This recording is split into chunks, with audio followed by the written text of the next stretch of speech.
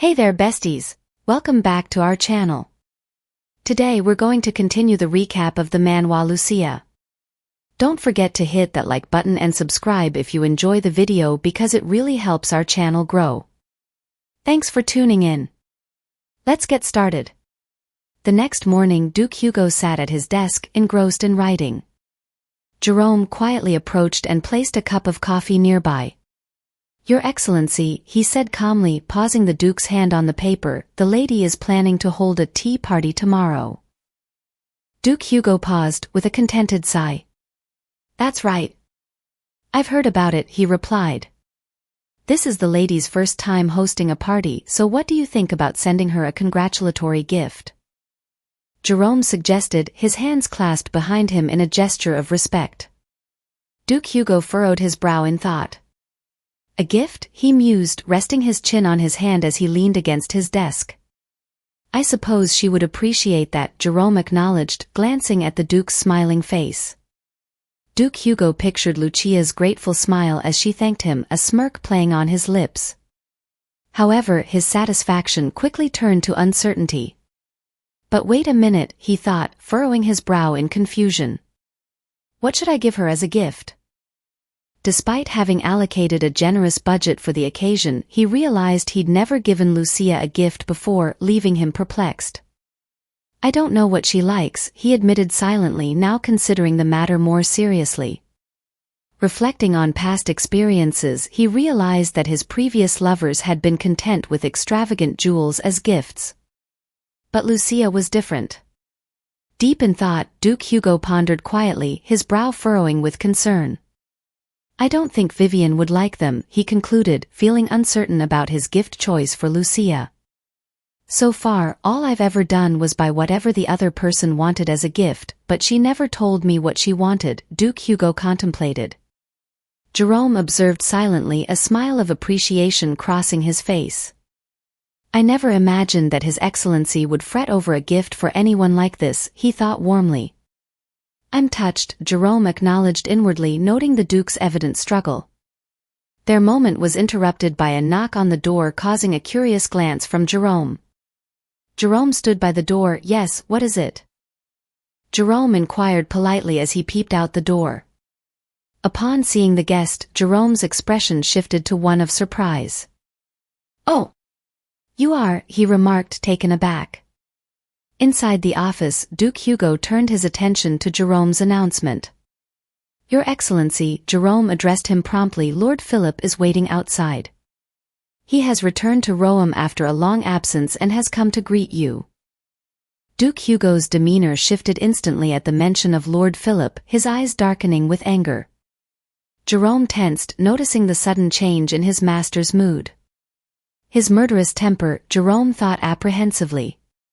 Lord Phillip had faithfully served House Taran as their family doctor for generations, but he had been absent from Rome during the Duke's extended absence from the territory, his whereabouts unknown to anyone. Lord Phillip abruptly announced his intention to travel and vanished without a trace. For years there was no word of his whereabouts, and his absence went largely unnoticed as it had little impact on anything.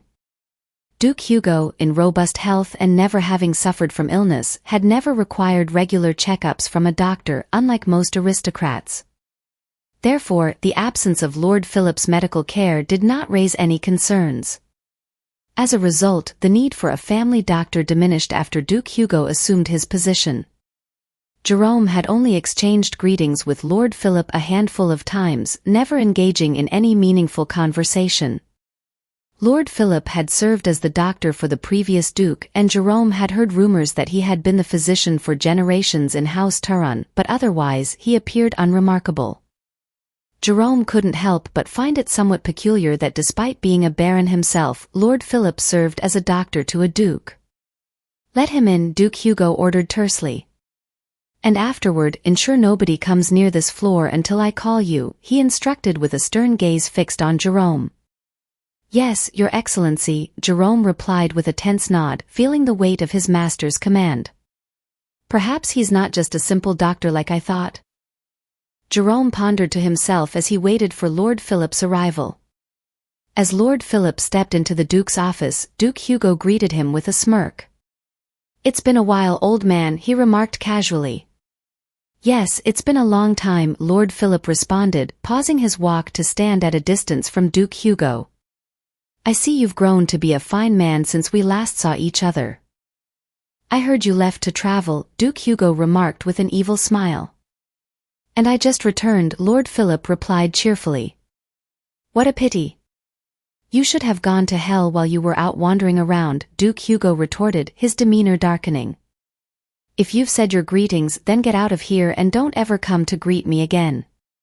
Don't you dare show your face in front of me from now on," Duke Hugo commanded firmly. "You haven't changed at all," Lord Phillip remarked, wearing a brief smile. "You can't change who you are," Duke Hugo retorted swiftly.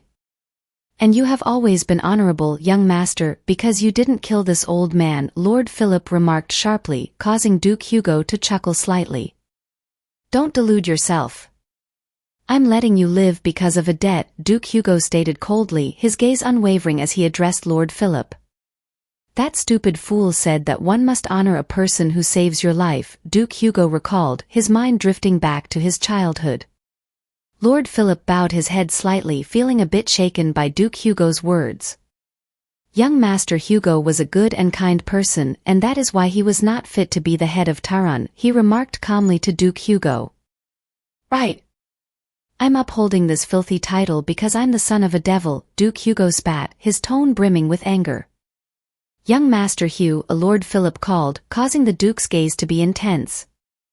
"Call me by that name one more time and I'll tear that mouth of yours off your face," Duke Hugo threatened, his anger palpable. Lord Phillip fell silent shortly, calmly stating, "He sacrificed himself for you, young master." Duke Hugo responded sharply, "I never desired such a thing." In a composed manner, Phillip countered, "Young Master Hugo desired more than anyone for you to assume the position you now hold. In any case, you both are descendants of the Taran bloodline. You possess every right to lead House Taran." Reflecting on past events, Duke Hugo remarked calmly, "The tragedy in the West Tower claimed the devil's life that day, leaving me as the one who sits here now. I am Hugo, Duke Hugo." Lord Phillip asserted. Duke Hugo, "Yes, the title is yours. When will you accept that you are the master of the house?" Duke Hugo responded firmly, "That will never happen. I'll hand over everything to him as soon as he's old enough." Lord Phillip sighed softly, expressing concern, "Young Master Damien is still too young." Duke Hugo replied, "That's why I'm waiting like this. I'm waiting patiently in this abominable place," he murmured absent-mindedly. Lord Phillip, undeterred by the Duke's threat, asserted, "It is a position stained with young Master Hugo's blood, and that is what makes it more noble." Duke Hugo remained silent before speaking up, resting his chin against his arms. "I know you've always been good at using your head, old man. If you had spewed this kind of nonsense on that day too, I would have chopped off that head of yours. But all you did was fall silently at my feet," Duke Hugo said, casting a cold gaze at Lord Phillip. "Do you know that I have killed everyone who knew what happened on that day? Except for you, old man," he confessed. Lord Phillip remained composed, replying, "You left no trace behind then." Duke Hugo admitted, "That's right. It disgusted me so much that I couldn't stand it." "So you're the last one, you bastard. So hurry up and go to hell," Duke Hugo said angrily, his tone laced with contempt as he looked at Lord Phillip. "When you're finally gone, this stench will be no more," the Duke declared. Lord Phillip remained calm, stating, for the sake of his one and only family, the late Duke had to make an inevitable choice. Duke Hugo slammed his fist against his desk, demanding, "Choice?" Memories flooded his mind. "If you obediently become my heir, I won't lay a finger on him," the late Duke told Hugo as he knelt innocently before his father. Long ago, the previous Duke of Taran sold one of his sons to a mercenary as a slave and raised the other as his heir. Hugo was chosen while Hugh was abandoned. However, as time passed, Hugo, the chosen heir, was deemed too good-hearted, prompting the Duke to consider abandoning him. Meanwhile, Hugh, the child sold to the mercenary, had risen to prominence, prompting the former Duke to wish to swap them. He who on his knees begged not for himself but for someone else's life. He who did everything the former Duke told him to do because of Hugo. He meekly underwent his lessons traveling outside the lands in place of Hugo. He abandoned his rough way of speaking and transformed into the noble son of a duke. However, he had no idea that for the same reason Hugo willingly threw away everything he had as the noble son of a duke, all for his brother. The tragedy began when Hugo first noticed that the former duke was manipulating the two brothers like puppets on strings. Soon, Hugo realized that as long as he was alive, the former Duke of Taran would forever take advantage of his existence. He understood that his brother would never be free. In the end, Hugo murdered everyone in the Duke's castle, including himself, all for his brother. That wretched old man drove a kid who couldn't even kill a bug with his own hands to slaughter all the people, including himself, Duke Hugo said angrily, banging his fist hard on the table. That old man had no excuse for what he did. It wasn't a choice. It was the vilest kind of greed, he continued. Young master, Lord Phillip called out, but he was interrupted by the angry Duke, who told him to stop referring to him as such. I am the head of House Taran and I am the Duke. Why are you still stuck in the past of 10 years ago, he questioned.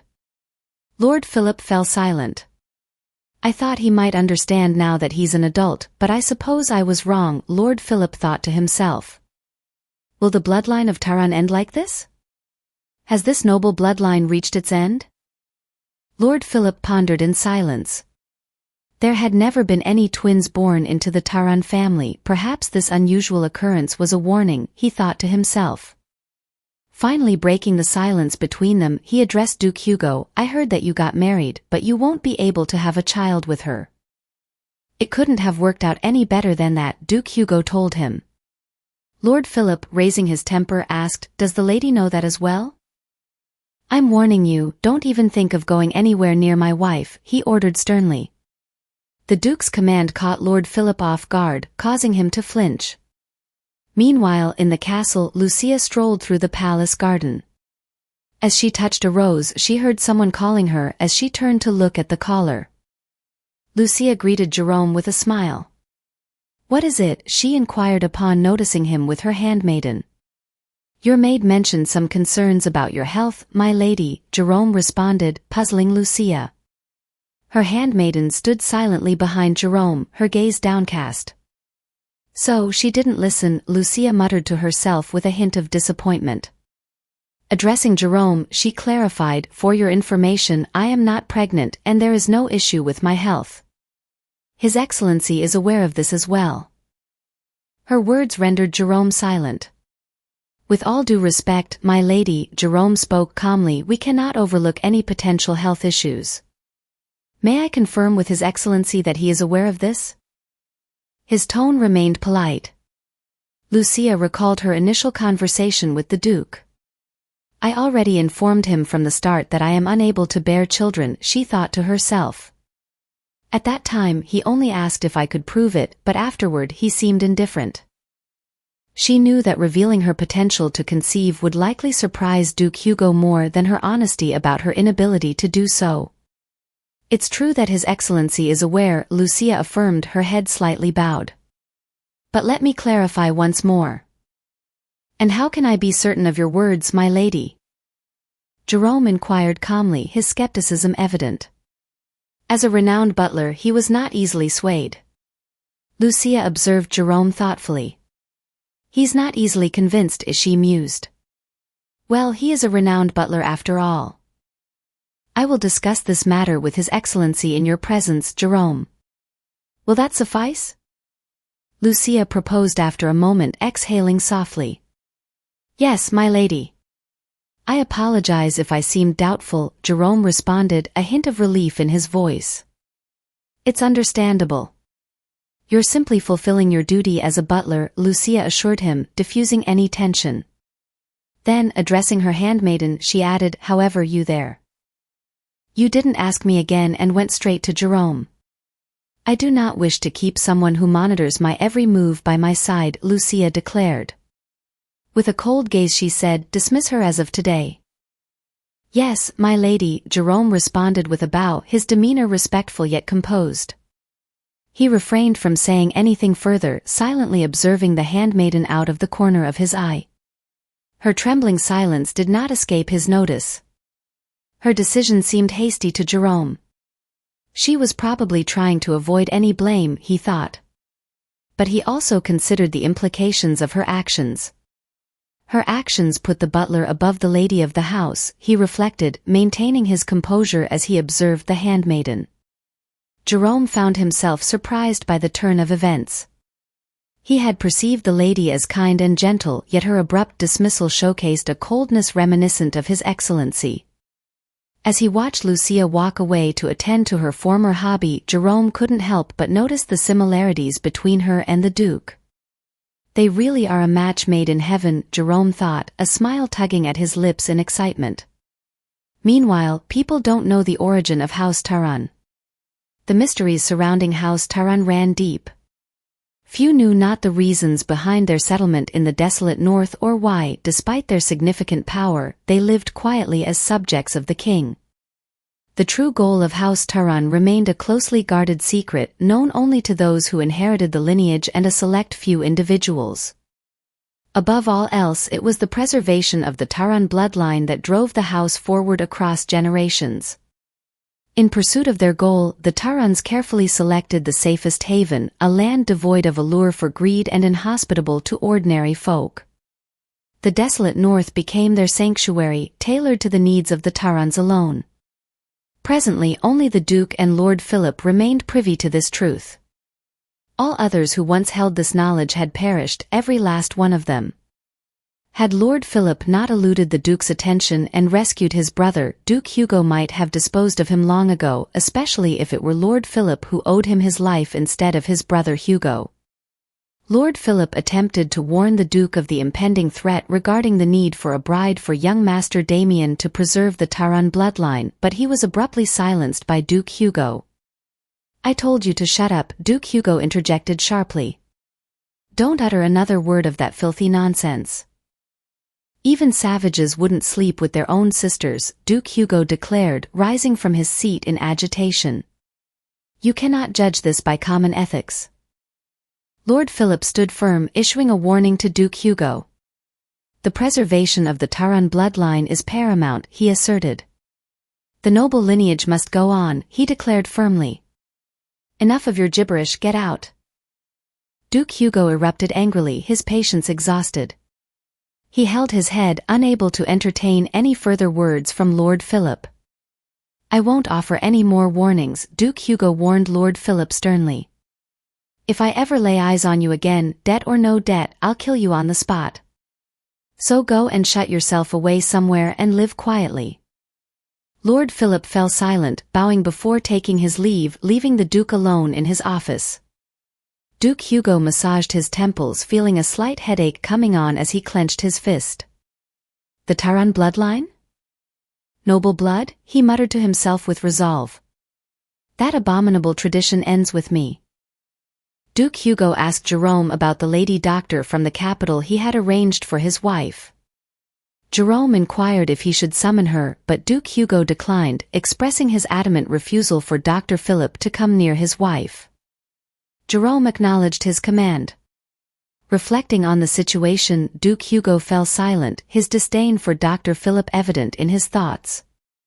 Aware that Dr. Phillip posed no immediate threat to Lucia, Duke Hugo's aversion to the idea of his presence near her lingered. If Dr. Phillip dared to say anything that might upset Lucia, Duke Hugo was certain he would attempt to persuade her about continuing the Taran bloodline. He even pondered the possibility of Philip advocating for the introduction of a concubine into their household. Duke Hugo questioned whether Lucia would entertain such absurd notions, but he was determined to shield her from any unnecessary distress. The thought of seeing sadness in her amber eyes troubled him deeply.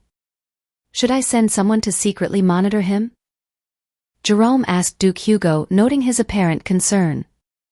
"Let him be as long as he doesn't enter Rome," Duke Hugo replied, still engrossed in his writing. Jerome then inquired about informing the lady, his expression tense. After a brief silence, Duke Hugo instructed him, "No, ensure they don't cross paths without raising suspicion. Prevent her from growing wary," he directed Jerome. Duke Hugo acknowledged the common tendency for curiosity to arise when forbidden from something. With resolve, he committed to ensuring that Lucia remained unaware of Dr. Phillip's existence. Jerome, bowing respectfully, pledged his compliance. Duke Hugo's focus was momentarily disrupted when Jerome brought up the lady's inquiry about the locked West Tower, surprising the Duke. "And?" Duke Hugo prompted. Jerome, appearing tense, admitted to telling her what he knew to be true. "The former Duke and Duchess passed away, and your twin brother was the one who—" Jerome began, then quickly apologized for divulging information about the West Tower to the lady. "It was imprudent of me," he said. "No need for apologies. She would have learned eventually," Duke Hugo replied, his gaze fixed downward, not meeting Jerome's gaze. He asked about Lucia's reaction to the news. "She appeared surprised, but her concern was primarily for you, Your Excellency," Jerome responded, causing Duke Hugo to flinch involuntarily and remain speechless. "I'm going to go horseback riding for a while. Don't prepare dinner for me, I might be back late," Duke Hugo announced before leaving his chair. Jerome acknowledged his instructions with a bow as the Duke exited the office. However, Jerome realized he had forgotten to inform Duke Hugo about the gift for Lucia. As the day of her first tea party approached, Lucia found herself caught up in the preparations. Nervousness gripped Lucia as she surveyed the atmosphere filled with high-class women. She noticed their approving remarks about her. "She's so elegant," one woman commented. Overhearing whispers, Lucia caught one lady remarking to her neighbor about the pleasant atmosphere, contrasting it with the uptight social gatherings in the capital. Sipping her coffee, Lucia observed the positive comments directed her way. "It must be because I'm the Duchess of Taran," she reasoned to herself.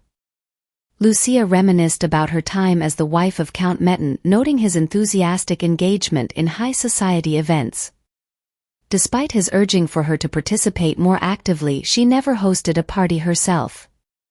Lucia understood that hosting one would commit her to regular events.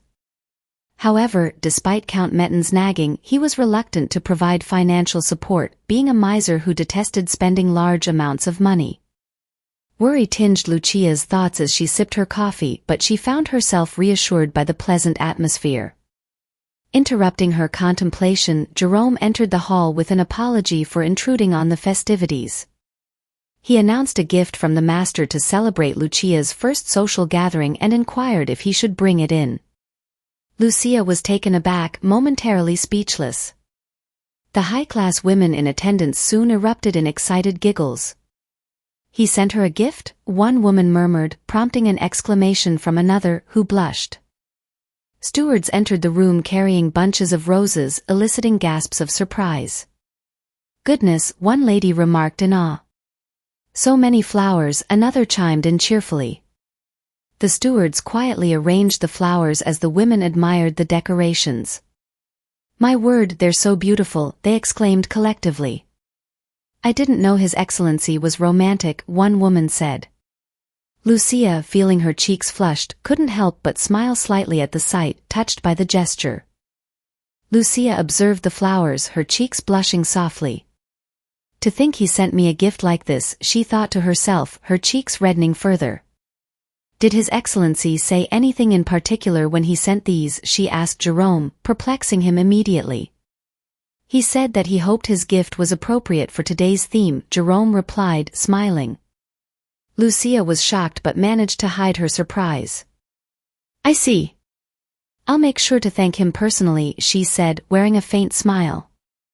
As the tea party came to an end, Lucia escorted her guests out as they took their leave. "This has been a truly delightful tea party," one lady praised Lucia. "Please invite us again anytime," another lady chimed in, clearly delighted. Lucia stood at the door, watching their guests leave. "You did well, my lady," Jerome said, beaming a smile. As they observed the departing guests, he added, "All of the ladies looked very cheerful as they went home. It seems like they all enjoyed the tea party." Thank you for your hard work too, Jerome, Lucia replied graciously. By the way, there's something I'd like to ask you, Jerome, Lucia said, startling Jerome slightly, causing him to shiver. It's been a while, he thought, bracing himself. Of course, my lady, what is your question? Jerome asked Lucia, smiling nervously. The flowers. He didn't order them, right? Lucia asked, fixing her gaze on him. Pardon? Jerome asked, almost screaming as the tingling sensation increased. He sweated a bit but remained silent, his mouth open in awe, which made Lucia chuckle as she observed his facial expression. At first I really thought he had sent them. If you hadn't said that last part I would have fallen for it, Lucia said jovially. He hoped his gift was appropriate for today's theme? He's not that considerate of a person, she added, laughing at Jerome, whose tension visibly increased, causing more sweat to bead on him. How can you know him less than I do? Lucia continued taunting Jerome. My lady, Jerome stuttered nervously. Well, that is, he continued, sweating even more. It's all right. Thank you for the gift, Jerome, Lucia interjected, graciously thanking him. My lady. That's not true, Jerome immediately protested, defending himself. Master really did intend to send a gift, and he thought a lot about what to send. So, I chose flowers, Jerome said innocently, his tension visibly reducing. Really? Lucia asked, her facial expression changing almost immediately. Yes, that much is true, Jerome replied, a little anxious. Please believe me, my lady, he begged Lucia. Lucia said coyly, considering Jerome with a hint of skepticism. Jerome sweated nervously as tiny beads of tears dropped softly from his eyes, his expression betraying his fear. All right, Lucia said, her tone semi-harsh, showing her disgust at Jerome's constant persuasion. My lady, it's really true, Jerome said, trying to convince the lady. I said all right, she repeated, firm in her decision. I'll thank His Excellency for this. You may go now, Jerome. I'll stay here for a bit longer, she instructed him, her back turned as she observed the flowers. The flowers smell so nice, she said. Meanwhile, in the palace, Duke Hugo wrapped up his meeting with his cabinet. That will be all for today, he announced as murmurs passed between the members in the meeting room. The meeting didn't end up going past dinner time, but it's a bit early to be eating right now, Duke Hugo remarked, glancing at the time. The lady is currently at the terrace, Jerome said happily upon seeing the Duke. The terrace? Oh. She was going to hold a tea party, right? Duke Hugo thought, trying to recall the planned event. Her gift. I completely forgot because of that old man, Duke Hugo quickly realized, filled with despair. Is the tea party still going on? He asked furiously. The day's not over yet, perhaps I can just give her something by the end of the day, Duke Hugo thought, feeling tense.